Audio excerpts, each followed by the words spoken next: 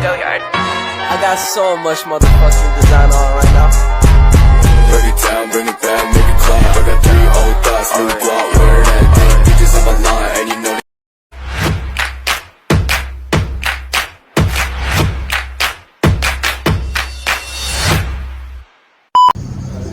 Om Swastiastu. Assalamualaikum warahmatullahi wabarakatuh. Shalom, namo buddhaya, salam sejahtera untuk kita semua. Yang terhormat Ibu Kade Mani Suriti selaku guru pengampu mata pelajaran kimia kelas 12 MIPA 5 serta teman-teman yang saya banggakan. Halo teman-teman semua, jadi pada kesempatan kali ini kami dari kelompok kimia mau memaparkan materi tentang sel volta nih, atau yang sering kita sebut dengan sel galvani. Tapi sebelum kita memaparkan materi, kita kenalan dulu yuk sama anggota-anggota kelompoknya. Yuk simak video berikutnya. Halo, perkenalkan nama saya Lucitra Reswari, nomor absen 23. Halo semuanya, perkenalkan nama saya Nikade Vera Krisnatini, bisa dipanggil Vera. Saya nomor absen 28. Hai, perkenalkan nama saya Nika Nakara Agnesia Mari Putri, nomor absen 29. Halo, perkenalkan nama saya Putu Nadine Amelia, nomor absen 40. Hai, perkenalkan nama saya Putra Tiwitiani, nomor absen 41. Halo, nama saya Rio Ferdinand Mulyono, absen 42. Nah, tadi kan kita udah kenalan nih sama anggota-anggota kelompoknya. Sekarang kita masuk yuk ke bagian pemaparan materinya.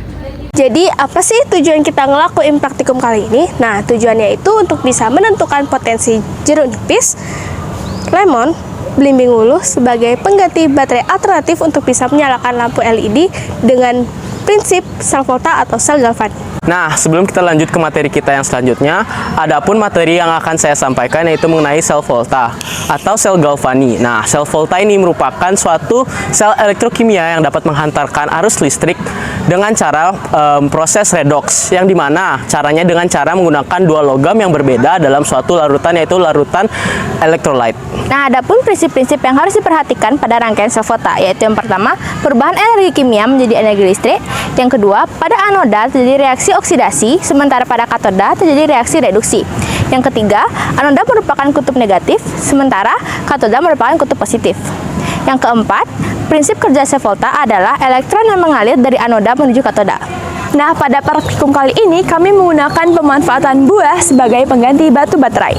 Adapun buah yang kami gunakan yaitu yang pertama ada buah belimbing wuluh, yang kedua ada buah jeruk nipis, dan yang ketiga ada buah lemon.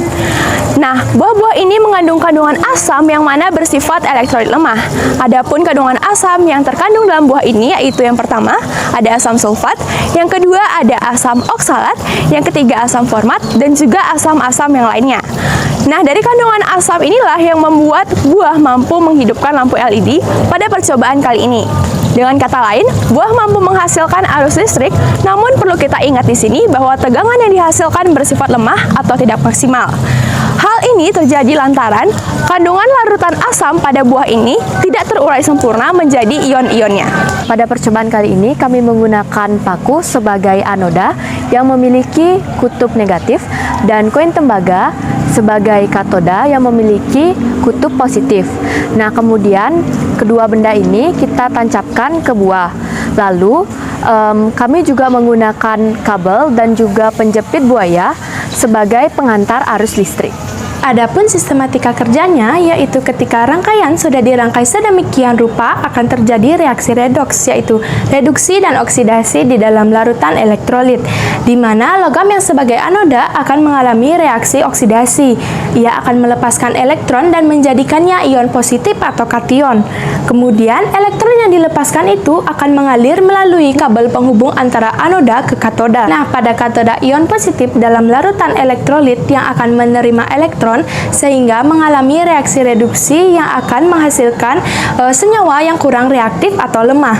Selanjutnya, aliran elektron inilah yang mengalir pada kabel tersebut, sehingga menciptakan arus listrik yang dapat menghidupkan lampu LED. Nah, reaksi redoks dalam percobaan kali ini dituliskan dengan... Nah, sekarang kita masuk ke tahap praktikum yuk. Nah, teman-teman, jadi ada beberapa alat dan bahan nih yang akan kita gunakan dalam praktikum sel volta kali ini. Kita lihat yuk apa aja bahan dan alatnya. Jadi, pada praktikum kali ini kita menggunakan beberapa jenis buah yang mengandung asam, yaitu ada buah lemon, ada jeruk nipis, dan ada belimbing wuluh. Lalu ada lampu LED dan kabel penjepit buaya, ada paku, uang logam, dan pisau. Pada percobaan pertama, kita menggunakan jeruk nipis sebagai media asamnya. Yuk kita lihat langkah-langkahnya. Langkah pertama, lubangi jeruk nipis menggunakan pisau sebesar uang logam. Lalu, tancapkan uang logam tersebut ke dalam lubang yang telah kita buat.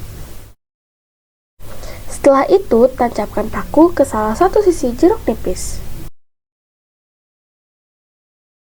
Lalu, lakukan langkah yang sama pada jeruk nipis yang lain. Kemudian, mulailah untuk menghubungkan jeruk nipis yang satu dengan yang lainnya dengan cara menjepit paku dan koin menggunakan kabel penjepit buaya. Pastikan tiap-tiap kabel ini menjepit dengan benar dengan ketentuan ujung penjepit merah menjepit uang logam, serta ujung penjepit hitam menjepit paku besi. Setelah semua jeruk nipis telah terhubung oleh kabel, selanjutnya hubungkan masing-masing ujung kabel tersebut dengan lampu LED yang telah disiapkan. Amati kondisi lampu LED setelah dijepit oleh kabel penjepit buaya. Pada percobaan kali ini, kita menggunakan lemon sebagai media pengganti batu baterai. Nah, masih sama nih seperti apa yang kita perlukan pada jeruk nipis. Yuk kita lihat proses pembuatannya. Langkah pertama, siapkan lemon yang akan digunakan selama proses praktikum kimia. Lalu, potong bagian atas lemon seukuran uang logam menggunakan pisau. Setelah itu, sisipkan uang logam pada hasil potongan sebelumnya. Setelah semua koin telah disisipkan koin, tancapkan paku besi pada bagian bawah dari lemon hingga terlihat setengah bagiannya saja.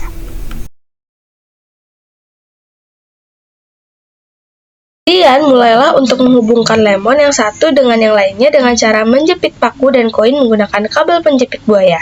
Pastikan tiap kabel menjepit dengan benar dengan ketentuan sebagai berikut. Ujung penjepit merah menjepit uang logam, serta ujung penjepit hitam menjepit paku besi. Setelah semua jeruk nipis telah terhubung oleh kabel, selanjutnya hubungkan masing-masing ujung kabel terakhir pada lampu LED yang telah disiapkan. Amati kondisi lampu LED setelah dijepit oleh kabel penjepit buaya.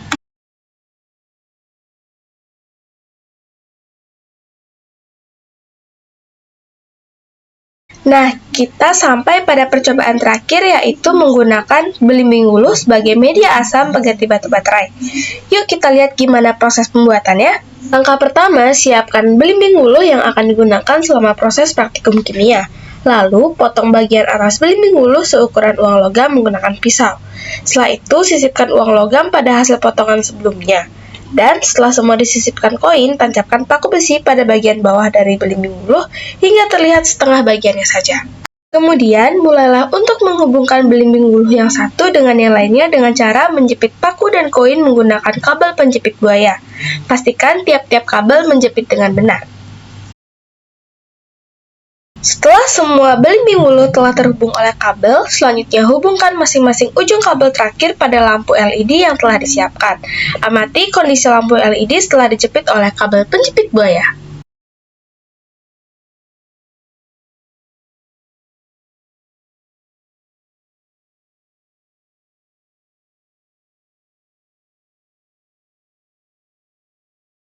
Nah, jadi kesimpulan dari praktikum kita kali ini adalah buah-buah yang mengandung asam dapat mengantarkan arus listrik sesuai dengan prinsip sel volta yang dimana senyawa asam yang bersifat lemah dapat menghantarkan arus listrik dan juga dapat memisahkan ion positif kation dan ion negatif anion.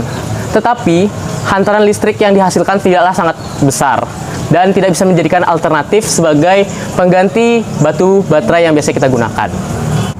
Nah, selain itu, kami juga menemukan bahwa semakin banyak buah yang digunakan, maka semakin terang nyala lampu LED dan semakin besar tegangan yang dihasilkan.